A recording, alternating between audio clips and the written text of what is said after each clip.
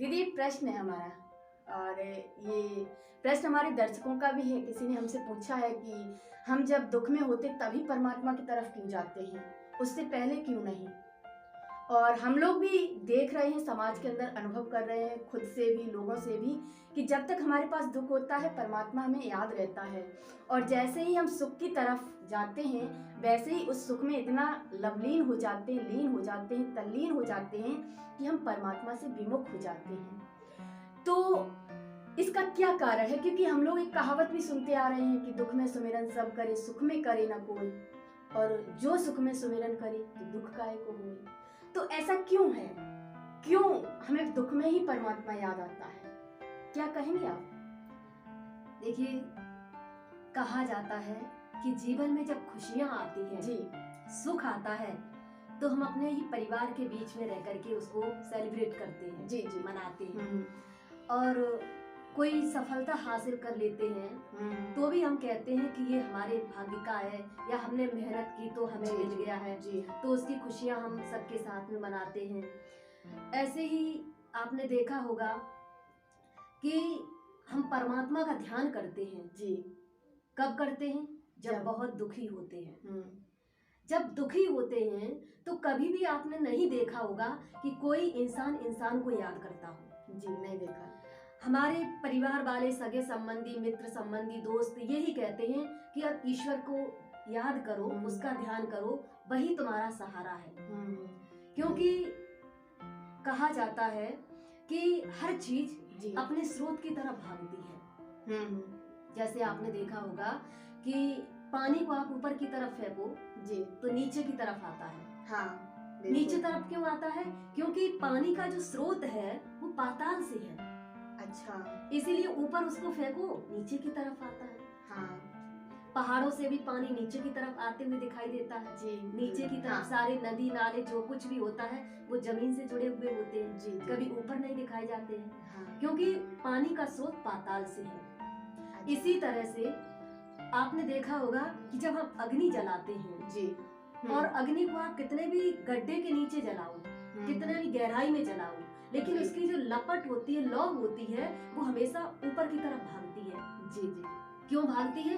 क्योंकि अग्नि का जो स्रोत है वो सूर्य के साथ है।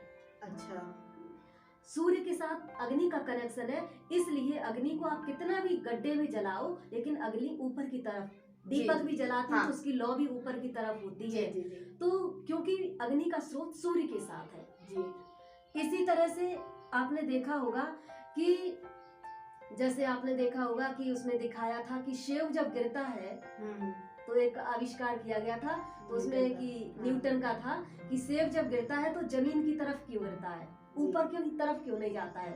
क्योंकि दूसरी चीज ये भी होती है, गुरुत्वाकर्षण का जो नियम होता है, हर चीज स्रोत जो होता है वो अपनी तरफ खींच लेता है। जी जी, तो जमीन के अंदर गुरुत्वाकर्षण होता है, इसलिए वो अपनी तरफ खींच लेता है। तो स्रोत जो होता है वो अपनी तरफ अपनी चीज को खींच लेता है। अच्छा, ऐसे ही दिखाया जाता है कि जब हम दुख में होते हैं, ओके, तो आत्मा को तो पता है कि हमारा पिता परमात्मा है, जी, वही हमारा रक्षक है, वही हमारा सब कुछ है।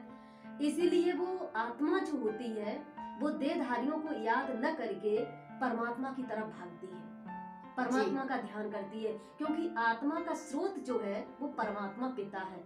इसीलिए जब दुख कष्ट आते हैं तो हम परमात्मा की तरफ भागते हैं, फिर कहते हैं हे परमात्मा तू ही जाने, ऊपर वाला अब तू ही जाने। जी जी, क्यों? क्योंकि परमात्मा हमारा पिता है और हमारे दुख जो है वो परमात्मा के सिवाय संसार में कोई भी दूर नहीं कर सकता। ये आत्मा को अच्छी तरह से पता होता है। जी जी, इसीलिए दुख में वो परमात्मा का ध्यान करती है आत्मा, और जैसे ही सुख में आती है तो सुख में अपने परिवार के साथ में बिजी हो जाती है और अपने परिवार के साथ खुशियां मनाने लगती है।